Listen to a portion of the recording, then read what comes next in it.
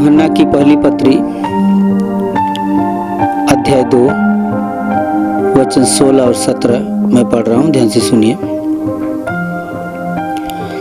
क्योंकि जो कुछ संसार में है अर्थात शरीर की अभिलाषा और आँखों की अभिलाषा और जीविका का घमंड, वह पिता की ओर से नहीं परंतु संसार ही की ओर से है। संसार और उसकी अभिलाषाएं दोनों मिटते जाते हैं, पर जो परमेश्वर की इच्छा पर चलता है वह सर्वदा बना रहेगा। Hallelujah, hallelujah, hallelujah. मेरे प्यारे भाइयों और बहनों, वचन यहाँ पर साफ साफ यूहन्ना अपनी पत्री में लिखता है कि संसार के अभिलाषा के बारे में 3 प्रकार की अभिलाषा है।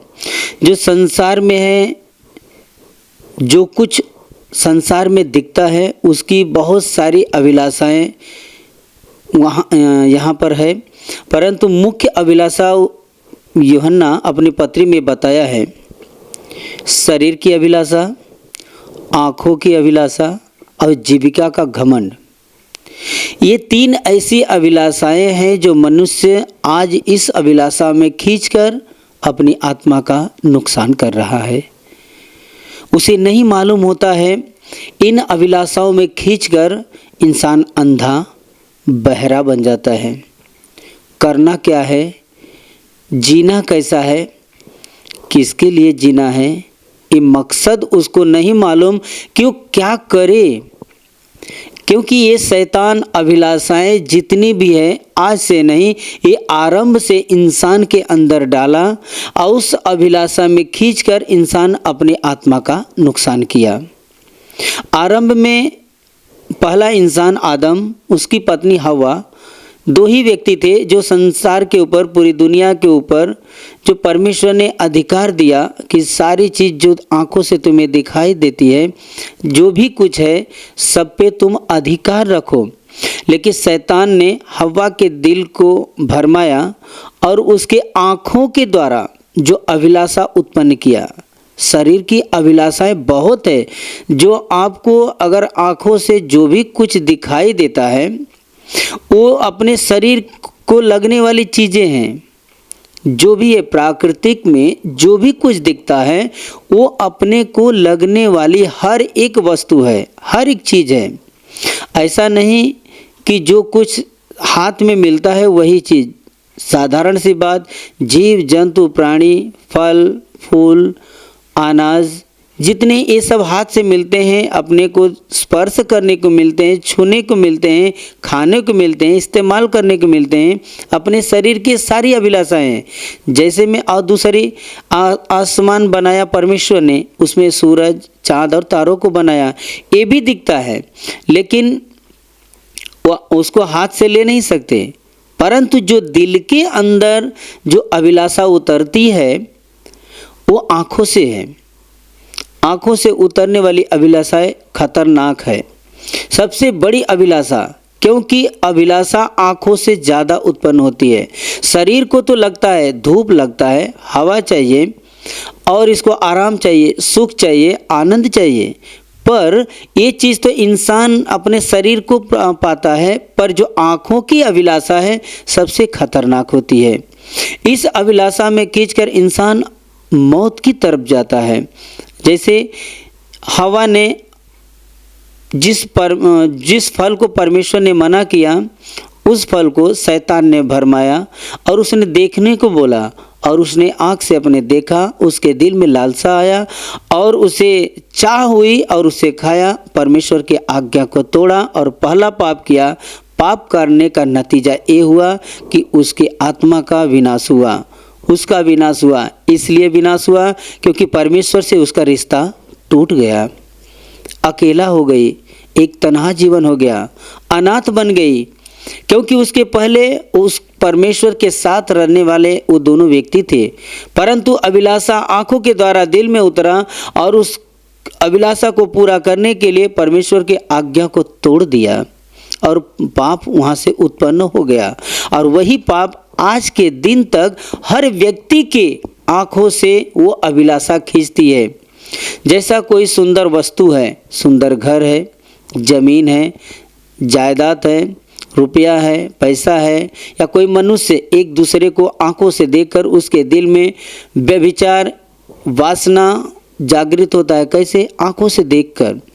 ये अभिलाषा आंखों के द्वारा खींचने के बाद इंसान का दिल और दिमाग काम करना बंद करता है और उस हवस में फंस करके अपनी आत्मा का विनाश करता है। उदाहरण तौर पे देखा जाए, बाइबल में पुराने नियम में राजा दाऊद महान राजा था, लेकिन उसको कोई भी चीज़ की घटी और कोई भी चीज़ की वस्तु की ऐसा नहीं कि उसके पास जो नहीं था, परंतु आँखों के अभिलाषा से उसने व्यभिचार उसके दिल में उत्पन्न हुआ, वासना जागृत हुआ और पाप में गिर गया। दूसरी तरफ देखते हैं, सिमसोन नाम का एक व्यक्ति जो परमेश्वर की ओर से चुना हुआ था, पुराने नियम में है, और वो अभिलाषा उसके आँखों के द्वारा शुरू हुआ, वासना व्यभिचार में गिर गया और परमेश्वर की बुलाहट को भूल गया कि मैं किस लिए आया हूँ, क्या करना है, हमारे आने का इस धरती पर हमारा जन्म लेने का लक्ष्य क्या है, हमें परमेश्वर किस मकसद से हमें यहाँ पर जन्म दिया है, वो भूल गया। मेरे प्यारे भाई और बहनों, अभिलाषा बहुत तरीके की होती है। अगली इसमें अभिलाषा बताया गया है जीविका का घमंड। लोगों को आज इतना घमंड, इतना गुरूर हो गया है, जो खाने को है, पीने पहनने को जो भी कुछ है, बहुतायात से उस पे अहंकार आ गया है। हमारे पास बहुतायात से है, बहुतायात के धन होने से, बहुतायात से हर एक वस्तु को होने के कारण उस व्यक्ति के अंदर अहंकार ऐसा छा जाता है, घेर लेता है कि वो अपना कौन है, पराया कौन है, ये समझ में उन्हें नहीं आता, जिस कारण वो परमेश्वर की आज्ञा का उल्लंघन हो जाता है और उस आज्ञा को तोड़ने के बाद उनके ऊपर शैतान का हमला होता है और शैतान उनकी आत्मा को अपनी मुट्ठी में कैद कर लेता है और उसका विनाश हो जाता है। स्वर्ग को छोड़ दूसरी तरफ नरक के रास्ते पर चल पड़ते हैं। Hallelujah, hallelujah. देखा गया है कि नए नियम में एक धनवान व्यक्ति आया और उसके पास बहुत दौलत था। प्रभु से कहता है कि प्रभु, स्वर्ग में जाने का हमें कोई मार्ग बता, हमें क्या करना है। प्रभु यीशु ने उसे बताया, परमेश्वर की आज्ञाओं को जानता है, झूठ न बोलना, चोरी न करना, हत्या न करना, व्यभिचार न करना, परमेश्वर की आज्ञा का पालन करना, माँ बाप का आदर करना। उसने कहा कि हे प्रभु, मैं तो ये बचपन से मानते आया हूँ। लेकिन उसने कहा प्रभु ने कि एक काम कर, तू जब सिद्ध होना चाहता है अपना पूरा धन बेचकर कंगालों को बांट दे और मेरे पीछे हो ले। यह सुनकर के उदास हुआ, निराश होकर के वहाँ से चला गया और उस धन के लोभ के कारण प्रभु का कहना नहीं माना और प्रभु को छोड़कर उस धन के पीछे चला। Hallelujah, hallelujah, hallelujah. मेरे प्यारे भाई और बहनों, शैतान पूरी दुनिया के ऊपर कब्जा करके रखा है, क्योंकि धन, अधिकार और सत्ता शैतान अपने हाथ में ले लिया है। जिस व्यक्ति को चाहता है उसे देता है, उसी को देता है जिसे वो चाहता है। और इस धन को, इस दौलत को पाकर आदमी अंधा हो जाता है और अपनों परायों को छोड़कर उस दौलत के पीछे पड़कर अंधकार में उसकी आत्मा कैद हो जाती है, उसका विनाश हो जाता है, उद्धार से दूर हो जाता है। Hallelujah, hallelujah, hallelujah. आज के दिन में ऐसा हो गया है कि धन के चलते, दौलत के चलते, अभिलाषा के चलते, वासना के चलते, हवस के चलते भाई भाई का नहीं हो रहा है, न भाई बहन का हो रही है। बहन दूर हो रही है किससे? अपने भाई से, अपने माँ बाप से, और भाई भाई अपने में दुश्मनी करके बैठे हैं। बाप बेटा से दुश्मनी हो चुका है। ऐसी दुश्मनी, ऐसे रिश्ता सब जगह से क्यों क्यों शैतान डाल रहा है? क्योंकि उसके अंदर अभिलाषा, बहुत सारी अभिलाषाएं, अभिलाषा के कारण वो भूल गया इंसान कि हमारा मार्ग किस तरफ हमारा जा रहा है, हमारा रास्ता कहाँ पर है, हमें करना क्या है। बस दौलत की हवस, भूख और उसकी प्यास इतनी ज़्यादा बढ़ चुकी है, इतना हद तक रात दिन मनुष्य परिश्रम कर रहा है और उसे अपनाने की कोशिश कर रहा है, उसे पाने की इच्छा रख रहा है। पाने की कोशिश में परमेश्वर को भूल गया है और उसका रिश्ता टूट गया है। वो अकेला जीवन बिता रहा है, शैतान के अधिकार में जाकर वो अपनी आत्मा का नुकसान कर रहा है। Hallelujah, hallelujah, hallelujah. मेरे प्यारे भाई और बहन, बहुत से ऐसे लोग हैं जो आकर के गवाही देते हैं, बताते हैं, कहते हैं कि हमारे पास सब कुछ है, कोई भी वस्तु की घटी नहीं, कोई ऐसा चीज़ नहीं कि जो हमारे पास नहीं है।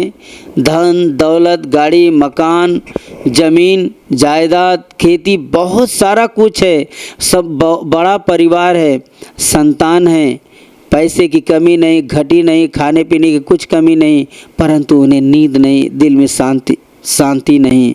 वजह क्यों मालूम है? परमेश्वर से रिश्ता टूटा हुआ है। परमेश्वर से रिश्ता बनाने का अगर है तो इन सारी अभिलाषाओं से अपने को दूर करना पड़ेगा। परमेश्वर के राज्य, उसके धर्म की खोज करना पड़ेगा।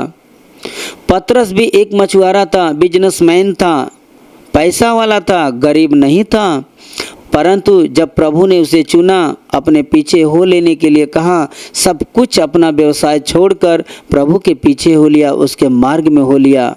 क्योंकि वो प्रभु को जान गया, पहचान गया कि हमें सच्चा धन, सच्चा सुख देने वाला कोई और नहीं, परमेश्वर है जो हमारे पास आया है। क्योंकि उसे पहचान गया था। परमेश्वर की पहचान बहुत ज़रूरी है।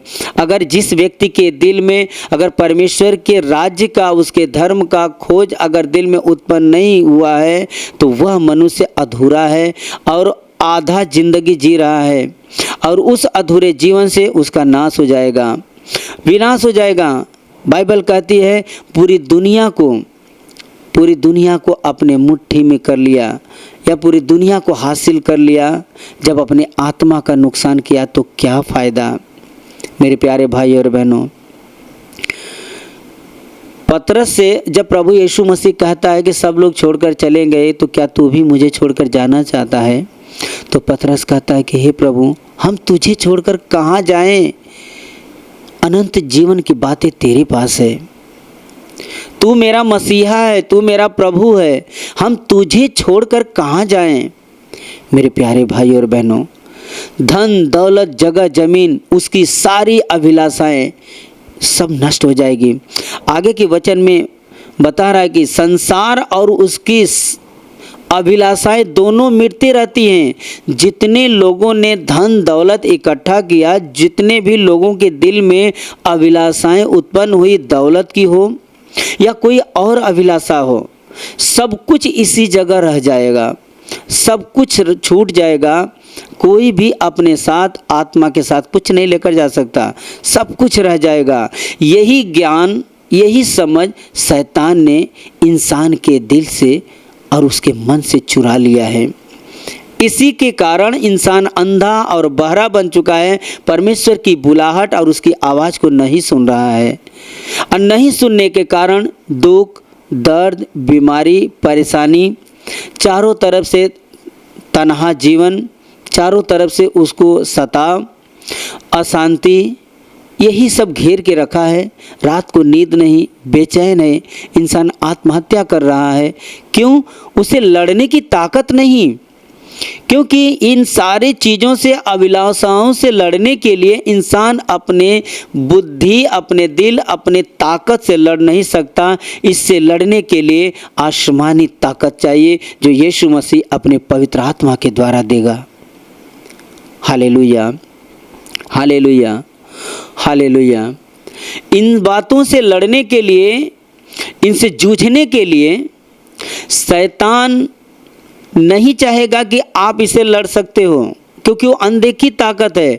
इन सब से सामना करने के लिए, लड़ने के लिए हमें एक आत्मिक ताकत, एक आत्मिक बल चाहिए, जिस बल के कारण, जिस ताकत के सामने हम उस अनदेखी ताकत की हम सामना कर सकते हैं। और वो कोई ताकत अपनी नहीं, हमारे प्रभु यीशु मसीह के पास है, जो पवित्र आत्मा देता है। पवित्र आत्मा जब इंसान को मिल जाता है, ये सारी संसार की अभिलाषाएं खत्म हो जाती है, नष्ट हो जाती है, क्योंकि उसे ज्ञान हो जाता है। ये संसार की अभिलाषा, ये भौतिक अभिलाषा हमारा उद्धार नहीं कर सकता, हमें स्वर्ग में लेकर जा नहीं सकता। कितनी भी खाने पीने की उसकी जीविका है, जो अहंकार है, उसे नष्ट कर देती है, किसे? उस आत्मा को जो स्वर्ग में जाने की है। Hallelujah, hallelujah, hallelujah. देखेंगे पुराने नियम में, जहाँ पर नूह नाम का एक व्यक्ति है, परमेश्वर की आज्ञा का पालन किया, उसकी आज्ञाओं को सुना और उसको प्रभु ने बहुत अधिकार दिया था, बहुत कुछ दिया था, लेकिन प्रभु ने कहा कि मैं तुझे बचाऊंगा, तू ऐसा काम कर, एक नाव बना। और नाव बनाने के बाद सारे जीव जंतु प्राणी को जोड़ा करके लिया, और प्रभु ने उसके परिवार और उस जीव जंतु प्राणी को बचाया। क्यों बचाया? क्योंकि वो परमेश्वर के आदेश का पालन करता था, परमेश्वर को मानता था, उसका भय रखता था। उसे संसार की अभिलाषा नहीं थी, उसे भौतिक अभिलाषा नहीं थी, उसे परमेश्वर की आज्ञाओं की अभिलाषा थी, स्वर्ग में जाने की अभिलाषा थी, परमेश्वर के साथ रहने की अभिलाषा थी। इसीलिए तो वो अपने सारे ज्ञानेंद्रियों के ऊपर, सारी अभिलाषाओं के ऊपर उसने काबू कर लिया, काबू किया। बाद में वो परमेश्वर के साथ चलने लगा और परमेश्वर के साथ रहने लगा, और धरती पर उसका जीवन खत्म हुआ, उस स्वर्ग में पहुंचकर परमेश्वर के पास पहुंचा। वैसा ही आयूब के साथ हुआ।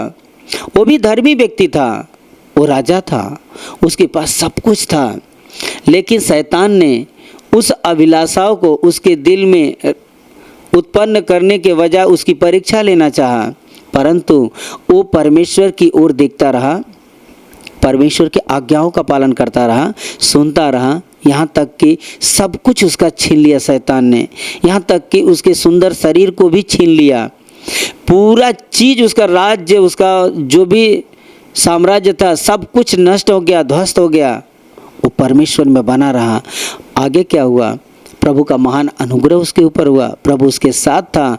जितनी भी वस्तुएं गई थी शरीर की और उसके संसार की अभिलाषाएं जो शैतान ने छीन लिया था, परमेश्वर ने उसका डबल या उसका दूना करके दिया, दूना करके दिया। और सुंदर बच्चे, जितने बच्चे थे उसके पास सुंदर बच्चे, उस राज्य में ऐसा कोई सुंदर व्यक्ति नहीं था कि जितना सुंदर उसके बेटे और बेटियां थी। Hallelujah, hallelujah, hallelujah.